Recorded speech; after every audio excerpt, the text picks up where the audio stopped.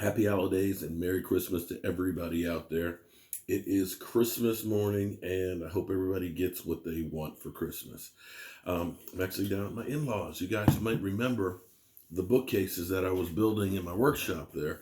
Um, Me and Michael came down last week and installed them, and my wife, the decorator that she is, has gone through and got them all nice and decorated. So it actually looks really, really nice. Makes it very cozy in this space. So I got to tell you, I'm really off my game this week. The loss to the Eagles, I'll put it out there. In a way, it was devastating and like a shock. It was like finality of really the season. I know we still have a chance. You mean there's a chance? There's a chance? Yeah, there's a chance for us to make the playoffs. But quite frankly, there is nothing about this team that deserves to be in the playoffs.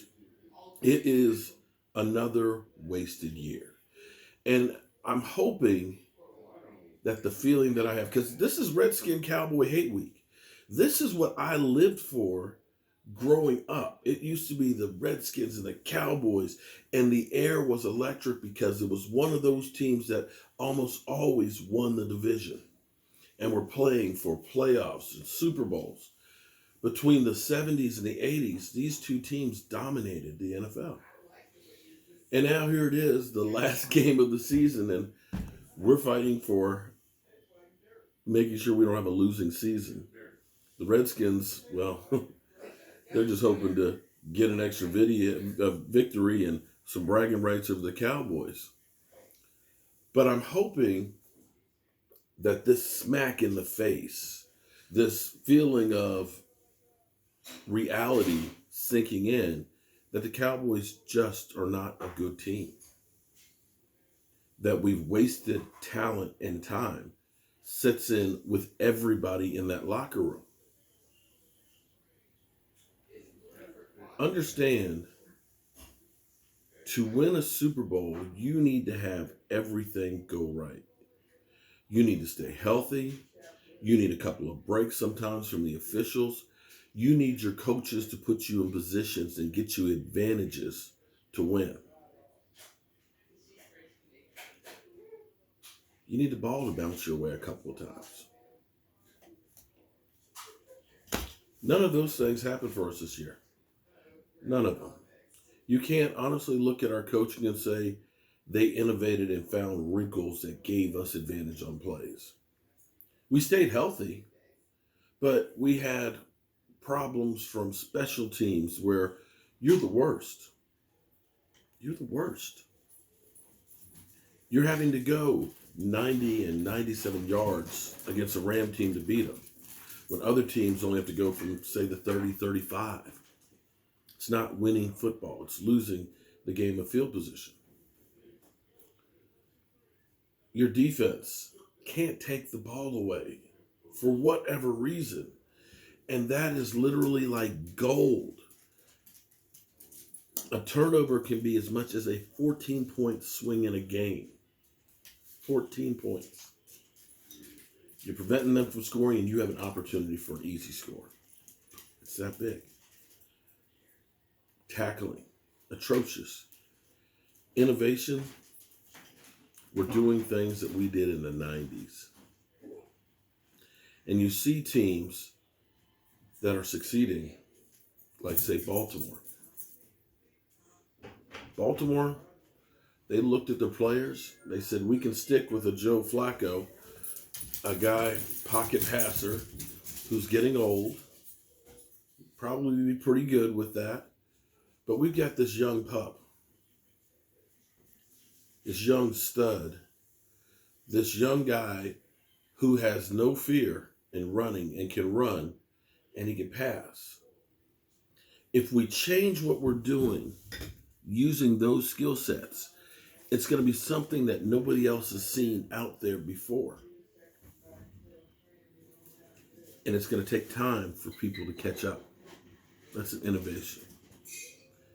Bill Belichick analyzes everything and realizes Tom Brady is not the same guy. I don't have, Gronk and the other weapons that I used to.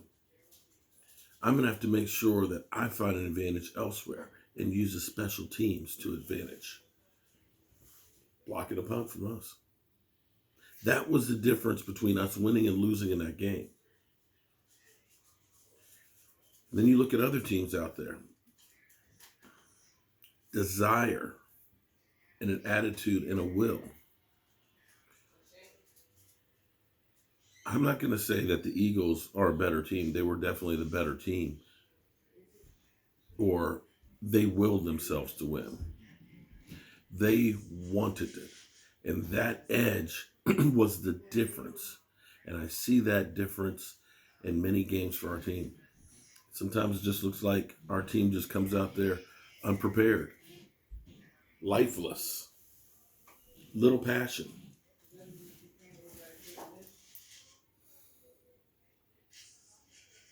Whereas the Eagles, every one of those guys wanted to be on the field. Those guys broken up, carted off, broken bones,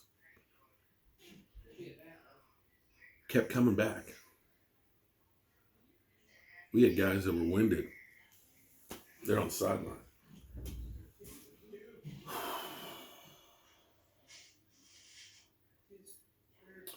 All of those things came together and gave us the season we got. If we're lucky, we can get to mediocre with the victory over the Redskins. But we need everybody to look within themselves, to do some soul searching, and stop living on what the Cowboys have done in the past. We need a new attitude, and we need a sense of urgency and a sense of hunger.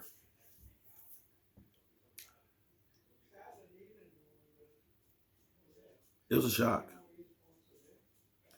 But if this means that we're going to wipe the plates clean on this Christmas, that we're going to start over, that we are going to get away from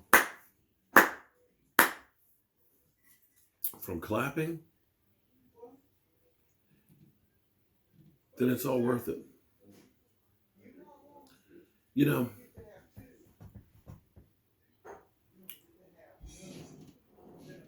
in my life, I've had things that have happened to me that make you realize what you have and make you hungry. I was burned in a fire from here down on my left leg and a little bit on my right. Excuse me, on my right leg and a little on my left. I had to get skin grafted. Spent a couple weeks in the hospital.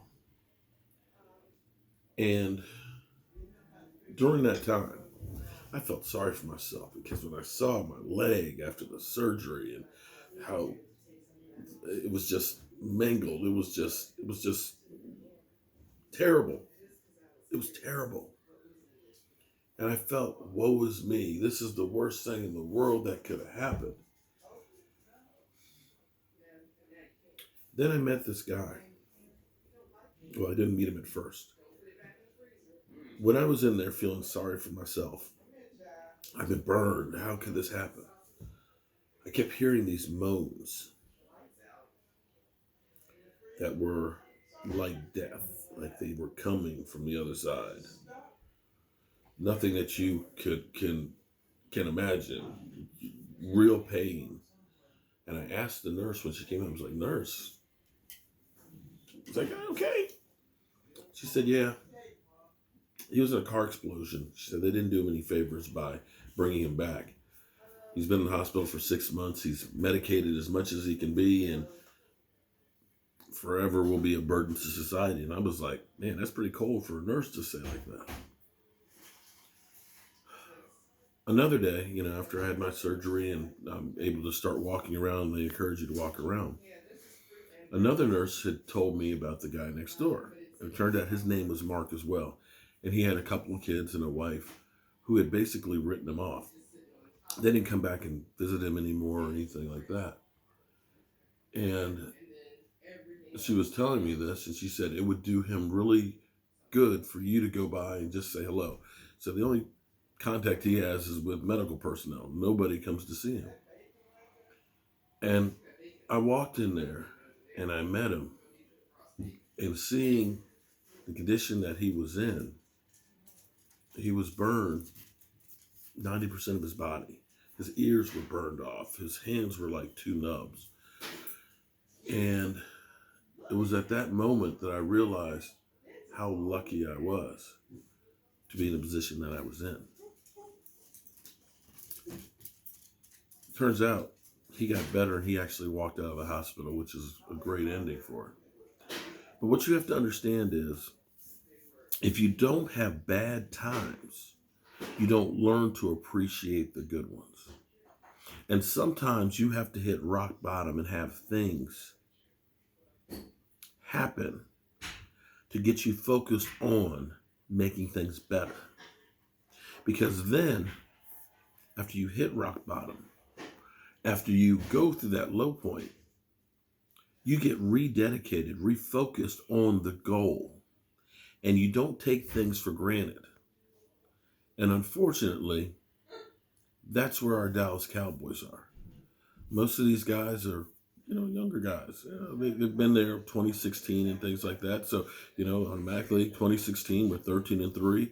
Yeah, we had a little bit of a down year, 9-7 and all that, but then we bounce back and make the playoffs again. And now you're the toast of the town. Everybody tells you how great you are, how wonderful it is. And you take it for granted that this is how it's always supposed to be.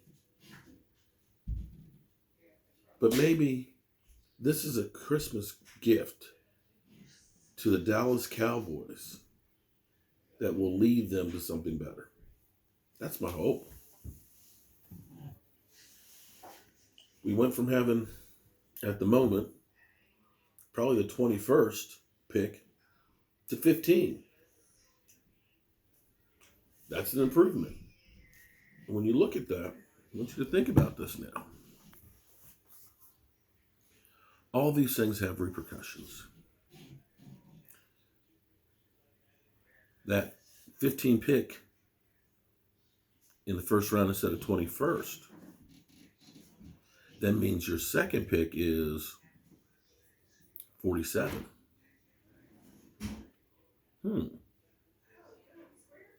47 and 15 sound a lot better than 21 and 52.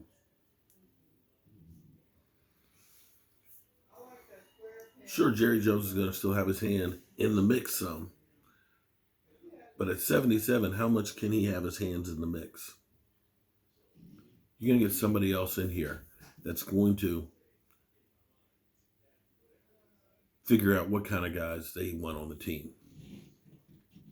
And maybe this makes the Cowboys look differently as to how they're paying some of the players and say, I paid these guys and I lost with them. I can maybe not pay some other ones and still lose without those as well. And put people on notice and get them on edge to get them help to be motivated. So on this Christmas, I'm not sad. I'm actually going to be happy about where the Cowboys will be headed. Got to hit rock bottom to affect change. And well, change gonna come. Hope you have a great Christmas, and I'll see you guys soon. I'll do a drawing. I'm getting the names actually this morning. Got to do a couple of things over here for my in-laws to finish off the bathroom. But I'm gonna get all the names put in there, and everybody who super chatted during our other live streams, game day and Monday and yesterday, we're gonna do another drawing for another fathead. So stay tuned for that. And tomorrow I'll get all the shot glasses out for everybody who donated to help out Justin. And if you want to get any shot glasses, the proceeds are going to go to helping Justin and stuff. My website, Cowboy Joe Boo. If you go on the website, I haven't posted and updated stuff on there in a while. I'm going to start doing more and more of that now that we have less Cowboys to talk about. But there is a link down in there to the Joe Boo store where you can order the shot glasses. So if you want to help spread the mojo, or if you want to try and just drink with the Cowboys, to pour it out for the season, go right ahead. And we've got some other things that are coming up too. So, as always, friends, hope you're having a great day. I'll see you soon.